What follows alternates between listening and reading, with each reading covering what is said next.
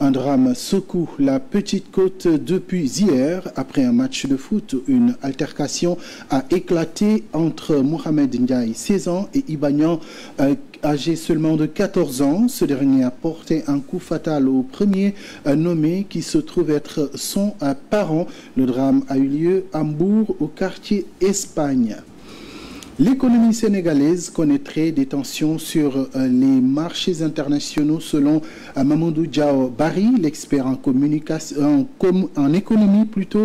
pointe du doigt le refus du Fonds monétaire international de signer un nouvel accord avec le Sénégal, un acte qui selon lui commence à fragiliser l'économie du pays. Ses explications à suivre dans ce journal.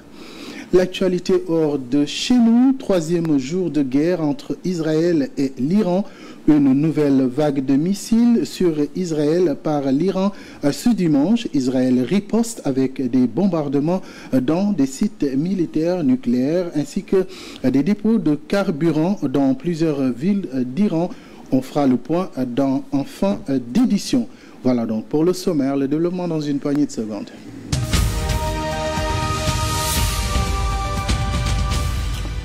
Bienvenue à toutes et à tous. Nous démarrons avec ce nouveau drame qui a secoué donc le quartier d'Espagne de Mbour, où un match de football entre jeunes s'est transformé en scène de crime. C'était hier, samedi 15 juin 2025. Mohamed Ndiaye, un élève coranique de 16 ans, a été poignardé mortellement par son jeune parent Iba Niang, âgé seulement de 14 ans. Selon Dakaractu, les faits se sont déroulés aux environs de 18h45. À la fin d'un match de foot, une altercation a éclaté entre Iba Niang, pêcheur de profession, et Mohamed Ndiaye. Dans des circonstances encore floues, le jeune Iba a sorti un couteau et a porté un coup fatal à son parent. Gravement atteint, Mohamed Ndiaye a été pris en charge par les sapeurs-pompiers et transporté d'urgence à l'hôpital Thierno Mansour Baro de Grand Mbour. Malheureusement, il a succombé à ses blessures peu après son admission. Nous allons donc informer donc les éléments du poste de police de Diamaguène se sont immédiatement lancés aux trousses du présumé meurtrier qui avait donc pris la fuite après son acte. Grâce à leur réactivité, ils ont réussi à interpeller Iba Niang, désormais en garde à vue, nous dit Dakaractu. Parlons à présent de la crise qui traverse le secteur des médias depuis l'avènement de ce nouveau régime. Entre les dettes fiscales, le non-paiement de l'aide à la presse, entre autres situation qui pourrait infliger un sacré coup à la démocratie sénégalaise. Des concertations entre le gouvernement et les acteurs de la presse sont attendues en vain. À quand la sortie donc de crise, un sujet qui porte la signature d'Oumar Thiam. Depuis 2024, la presse sénégalaise traverse une véritable asphyxie. Cette situation résulte notamment de l'annulation de l'effacement fiscal dont elle devait bénéficier, de la résiliation unilatérale des contrats de publicité passés entre l'État et les médias privés sur instruction du Premier ministre en juin 2024, ainsi que du non-paiement des créances dues par l'État aux entreprises de presse. À cela s'ajoute le gel de la subvention publique pourtant inscrite dans la loi de finances 2024. Face à cette accumulation de difficultés, le patronat de la presse a fini par briser le silence. Les réunions que l'on fait, démarches yi ñuy def yépp dañoo nekk benn say di ko def parce que dañu nekk di jànkonteel ak une situation de crise économique aiguë. Pourtant, malgré cette prise de parole, la situation ne cesse de se dégrader. La preuve, l'interdiction de parution de 381 organes de presse par arrêté du ministre de la Communication, sans oublier les arrestations et convocations répétitives de professionnels des médias. Autant de signes d'une fracture profonde entre le nouveau régime et le quatrième pouvoir, au risque de faire vaciller la démocratie. Alors que le président de la République a initié un dialogue dit rénové, les acteurs du secteur appellent désormais à une refonte du code de la presse pour l'adapter aux évolutions technologiques et sociologiques des médias. Un chantier qui, selon eux, ne saurait se faire sans la mise en place d'un organe de régulation à la hauteur des enjeux. Oumar Thiam, le Sénégal a officiellement quitté la liste grise du groupe d'action financière GAFI lors de la réunion plénière du 25 octobre 2024 tenue à Paris. Cette liste, également appelée liste des juridictions sous surveillance renforcée, identifie les pays dont les dispositions de lutte contre le blanchiment de capitaux, le financement du terrorisme et la prolifération des armes de destruction massive présentent des défaillances stratégiques. Moussa Mané nous en dit plus. Le Sénégal peut désormais souffler et tenter de se réorganiser. Sorti de la liste noire des pays à haut risque, pour Dakar, il s'agit d'une avancée cruciale dans sa quête de crédibilité financière. Placé sous surveillance renforcée depuis 2021, le Sénégal a dû musculer sa réglementation ces 3 dernières années. 49 mesures pour sortir le pays de cette liste des mauvais élèves. Parmi elles, la réforme du code pénal ainsi que la création d'un certain nombre de structures pour gérer la lutte contre le blanchiment. L'adoption en février dernier d'une loi relative à la lutte contre le blanchiment et contre le financement du terrorisme qui a permis de mieux définir ce qu'est le financement d'activités terroristes. Sortie de cette liste noire est une véritable bouffée d'oxygène pour les institutions financières sénégalaises alors qu'il est confronté à une dette abyssale de plus de 100% de son PIB. La loi sénégalaise prévoit des sanctions pénales pour ceux qui commettent ou facilitent le blanchiment ainsi que des mesures pour prévenir et détecter ces activités. Direction Kédougou, les conseillers municipaux ont adopté à l'unanimité donc le compte administratif de la gestion budgétaire de la mairie sur l'exercice 2025. Un excédent de 300 millions de francs CFA est enregistré par rapport à l'année précédente à raison de la baisse des recettes. Selon le maire Ousmane Silla, le lotissement des quartiers périphériques, l'assainissement et l'accès à l'eau demeurent des priorités pour la commune. Voici ces propos recueillis par Mamadou Cissé. Globalement, ce que nous pouvons dire, nous avons un excédent de l'équivalent de 300 millions où nous avons une baisse par rapport aux recettes, par rapport à ce que nous avions prévu, parce que nous avions eu un budget quand même très ambitieux, mais malheureusement avec tous les aléas que nous avons pu rencontrer durant l'année, les recettes ont baissé. Mais en même temps, par une bonne gestion, nous avons adapté aussi par rapport aux dépenses. Nous avons réduit nos dépenses qui nous ont permis d'avoir une vision claire qui permettait en quelque sorte d'avoir un excédent qui nous permet aujourd'hui de commencer l'année, parce qu'il faut le rappeler aussi, depuis le début de l'année jusqu'à présent, comme toutes les autres communes du Sénégal, nous n'avons pas encore reçu les fonds, mais malgré cela, la commune de Kédougou continue à fonctionner. La gestion domaniale, malheureusement, nous subissons les conséquences parce que c'est des populations aujourd'hui qui habitent dans des endroits dont le quartier qui est vraiment aujourd'hui très concerné, c'est le quartier Kongori, où ils ont déjà habité, il n'y a pas de lotissement, donc l'accès est difficile. Mais ceci dit, notre objectif, c'est de faire en sorte pour avoir le moins d'impact possible pour les populations. Et c'est la raison pour laquelle nous avons initié un projet de grande envergure avec le cadastre, avec les services techniques, pour identifier là où on pourrait avoir des chemins pour permettre l'accès à l'eau et à l'électricité. Parlons à présent de l'enseignement supérieur. La cérémonie de remise de diplôme de la promotion 2025 d'ENCO Éducation s'est tenue hier samedi en présence du ministre de l'Enseignement supérieur, Dr Abdourahmane Diouf. Un événement dont l'objectif est de magnifier l'excellence des diplômés de futurs jeunes leaders africains désormais prêts à relever le défi. Pape Bandagaï était présent. Dans une ambiance festive, chaque récipiendaire s'est illustré sur scène avec une chanson de son choix, sous les ovations du public.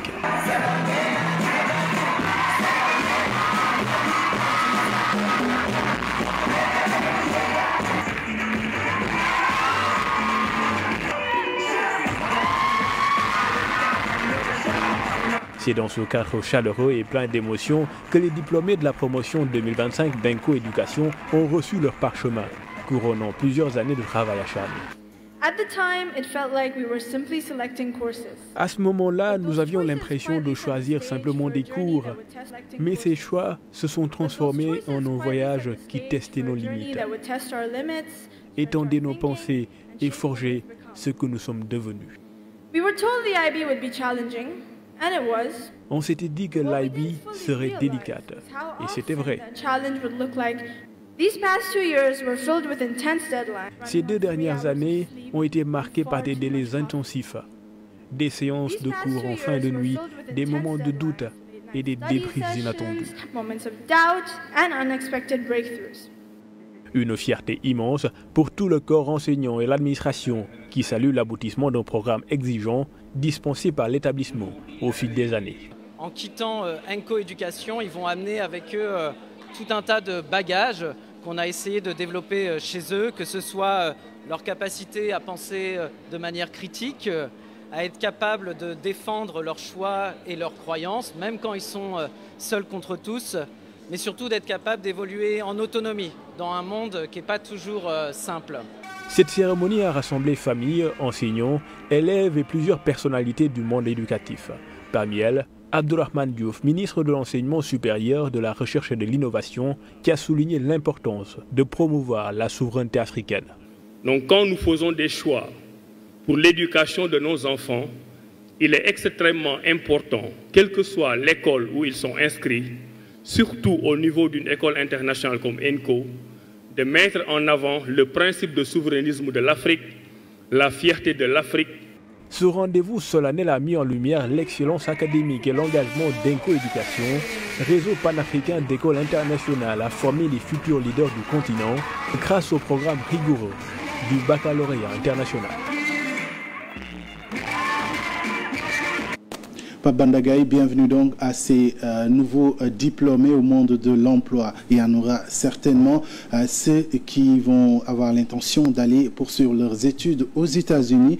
Alors retenez que l'administration Trump envisage une expansion significative de ces restrictions de voyage ciblant 36 pays supplémentaires dont le Sénégal. Une note interne du département d'État consultée par le Washington Post fixe un ultimatum de 60 jours aux nations concernées pour se conformer à de nouvelles exigences sous peine d'une interdiction totale ou partielle d'entrée sur le territoire américain. Parmi les pays visés figurent d'importants partenaires des États-Unis tels que l'Égypte et Djibouti, mais aussi le Sénégal, bien évidemment, la Gambie, le Ghana, la Côte d'Ivoire, le Mali, la Mauritanie, le Niger, le Nigeria, le Burkina Faso, le Cameroun et plusieurs autres pays du continent africain. Nous vous l'annoncions dans les titres également, le refus du Fonds monétaire international de signer un nouvel accord avec le Sénégal pour des raisons d'audit des chiffres publics est-il en train de fragiliser l'économie du pays? Le professeur Mamadou Diao Barry répond par l'affirmative. D'après l'expert en économie, les tensions sur les marchés internationaux avec la perte en valeur des obligations internationales sénégalaises eurobonds en l'occurrence et l'explosion des rendements mettent à nu les difficultés auxquelles le pays est confronté. Les détails avec Diom Mbaye. Les perspectives d'un nouvel accord entre le Sénégal et le Fonds monétaire international s'éloignent. L'institution de Bretton Woods a réaffirmé sa position. Aucun décaissement ne sera effectué tant que l'affaire de falsification des données publiques n'aura pas été éclaircie. Pour Mamadou Diallo, docteur en économie, cette décision n'a rien de surprenant. La gravité des révélations issues du gouvernement justifie la prudence du FMI. C'est le gouvernement qui doit s'asseoir avec la Cour des comptes, voir exactement qu'est-ce qui est caché et qu'est-ce qui n'est pas caché. Vu que c'est 2 000 milliards qui a été caché, on a retrouvé. Ils n'ont qu'à les mettre sur la dette que nous avons, les 13 000 milliards que nous avons, on aura à peu près les 15 000 milliards et c'est fini. Déjà, depuis 2024, on n'a pas encore reçu les rapports trimestriels d'exécution budgétaire. Parce que sur les rapports trimestriels d'exécution budgétaire, c'est là où on voyait souvent la dette du Sénégal, la dette parapublique, l'endettement des secteurs parapublics et autres. Mais les conséquences de cette impasse dans la coopération entre le Sénégal et le FMI commencent à se manifester. Selon l'économiste, les fluctuations observées sur les eurobonds sénégalais révèlent une perte de confiance des investisseurs. Vendredi passé, quand vous regardez les taux actuariels du Sénégal sur l'eurobond 2048, par exemple, on passait de 6,75 jusqu'à 12%. Actuellement, ils avoisinent les 12%. Les prix, il y a une décote de 40%. C'est pas bon pour le pays. Et quand on regarde aussi l'eurobond 2028, dont l'échéance de paiement commence en 2025, a eu une décote de 18%. Les taux sont en train de flamber sur le marché locaux que nous sommes là. Chaque jour, on est sur le marché. Vous avez vu, autant le Sénégal levait 50, 30 milliards, 40 milliards. Maintenant, c'est 70 milliards, 196 milliards, 152 milliards. C'est vous montrer le degré de souffrance ou bien le problème de liquidité qu'a déjà le pays. Pour l'expert, l'avenir se jouera dans la prochaine loi de finances rectificative. Djemambaï, merci à vous. L'actualité phare de l'international demeure le conflit entre Israël et l'Iran. Ce dimanche, troisième jour de guerre, durant la nuit du samedi au dimanche, l'Iran a lancé une nouvelle vague de missiles sur Israël, affirmant avoir visé des installations de production de kérosène et de centres d'approvisionnement énergétique, tuant au moins 10 personnes. Des avions de combat israéliens ont bombardé dimanche des sites militaires nucléaires ainsi que des dépôts de carburant dans plusieurs villes d'Iran, mais le siège de la police à Téhéran et d'autres institutions gouvernementales ont également été touchés. Allez, on va détendre un peu l'atmosphère pour parler sport. À l'issue d'une finale magistrale, Jean-Jacques Boissy a été désigné MVP de la 5e saison de la Basketball Africa League, remportant le prestigieux trophée Hakim Olajuwon, tandis que son équipe Al Ahly Tripoli s'imposait largement face à Petro de Luanda sur le score de 88-67. Il devient ainsi, lui, Jean-Jacques Boissy, le premier Sénégalais à recevoir cette distinction, scellant donc une saison en toute beauté. Voilà donc ce qui met un thème à l'actualité de ce dimanche. Le reste donc de l'actualité sportive vous sera donc proposé lors de votre émission Sport sur 7 à partir de 21h. Grégoire Sambangom reçoit Lamine Mboub, ancien international, et Cheikh Oumar Diarra, expert FIFA. Nous allons donc suivre cette émission à partir de 21h. Mesdames et messieurs, c'est la fin de ce journal. Merci à Pape Bandagaï pour la coordination, à Bamba Traoré pour la réalisation, à vous, chers téléspectateurs. Merci de nous avoir choisis pour vous informer. Quant à moi, je vous retrouve demain dans la matinale, si Dieu en a convenance. Excellente soirée à toutes et à tous.